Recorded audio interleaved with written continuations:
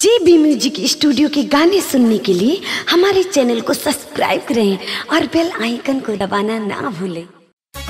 जिला पंचायत क्षेत्र टोडरपुर द्वितीय से जिला पंचायत पद के प्रत्याशी और आपके सेवक, आपके भाई और आपके बेटे मुजाहिद खान पुत्र साहिद खान उर्फ बबलू जिला पंचायत चुनाव लड़ रहे हैं। तो याद रखिए प्यारे भाइयों, इस चुनाव में मुजाहिद खान जी को भारी मतों से विजयी बनाए। सुनाए बाबू भैया, सुनाए चाची चाचा,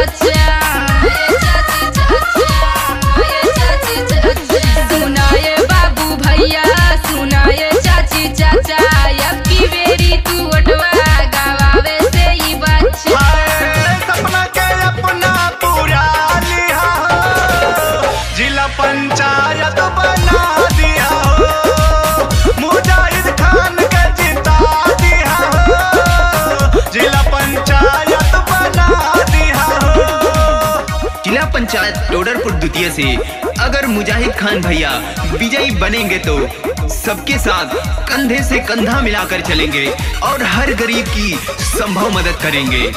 recording by JB music studio Sant Kabir नगर। कैला जवन गलती उ फेरू न करिहा, दूसरा के वोट दे के आफत में न परिहा, दूसरा के वोट दे के आफत में न परिहा।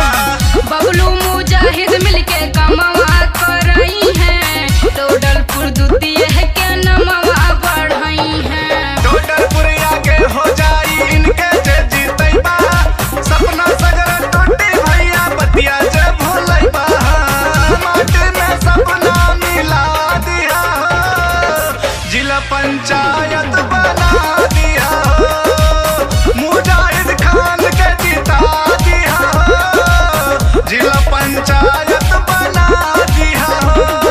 तूफानों से आंख मिलाओ, तूफानों से आंख मिलाओ, सैलाबों पे वार करो, तूफानों से आंख मिलाओ, सैलाबों पे वार करो। अरे मल्लाहों का चक्कर छोड़ो, टायर के दरिया पार करो।